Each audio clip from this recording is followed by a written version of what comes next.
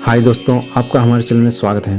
दोस्तों, आज के टॉपिक में हम बात करने वाले हैं कि बालक कृष्ण ने पूतना सहित किन 5 राक्षसों का वध किया था। चलिए फिर वीडियो में जानते हैं। देवकी और वसुदेव के विवाह के समय आकाशवाणी हुई थी कि देवकी के गर्भ से जन्म लेने वाली 8वीं संतान कंस का वध करेगी। इसके बाद कंस ने देवकी और वसुदेव को मथुरा के कारागार में बंद कर दिया था।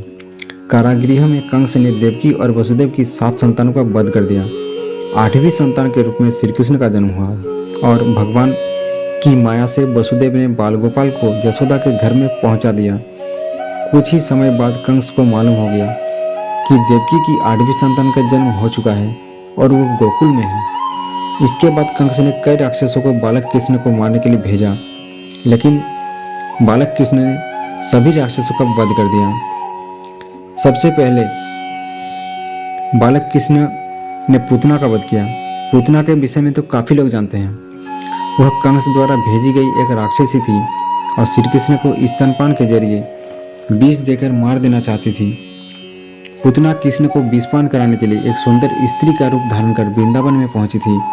मौका पाकर पूतना ने बालकृष्ण को उठा लिया और स्तनपान कराने लगी। श्री कृष्ण ने स्तनपान करते करते ही पूतना का वध कर दिया। जब कंस को यह मालूम हुआ कि पूतना का वध हो गया है, तो उसने श्री कृष्ण को मारने के लिए तृणावर्त नामक राक्षस को भेजा। तृणावर्त बवंडर का रूप धारण करके बड़े बड़े पेड़ों को भी उखाड़ सकता था।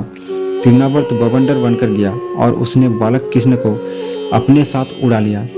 इसके बाद श्री कृष्ण ने अपना भार बहुत बढ़ा लिया था, जिसे तृणावर्त भी संभाल नहीं पाया। जब बवंडर शांत हुआ तो बालक कृष्ण ने राक्षस का गला पकड़कर उसका वध कर दिया। इसके बाद जब कंस को मालूम हुआ कि कृष्ण ने पूतना के बाद तृणावर्त का भी वध कर दिया है, तब उसने वत्सासुर को भेजा।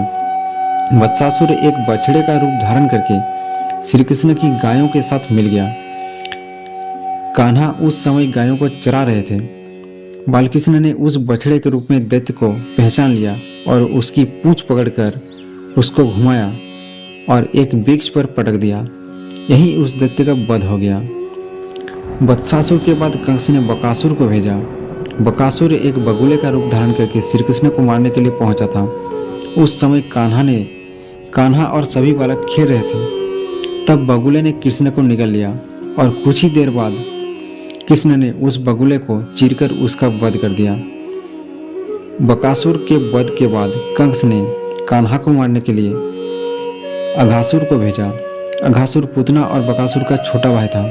अघासुर बहुत ही भयंकर राक्षस था। सभी देवता भी उससे डरते थे। अघासुर ने कृष्ण को मारने के लिए विशाल अजगर का रूप धारण किया।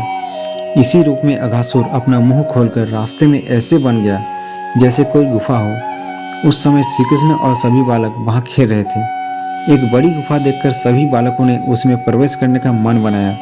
सभी ग्वाले और कृष्ण आदि उस गुफा में घुस गए। मौका पाकर अघासुर ने अपना मुंह बंद कर लिया। जब सभी को अपने प्राणों पर संकट नजर आया तो श्री कृष्ण को सबने बचाने की प्रार्थना करने लगे। तभी कृष्ण ने अपना शरीर तेजी से बढ़ाना शुरू कर दिया।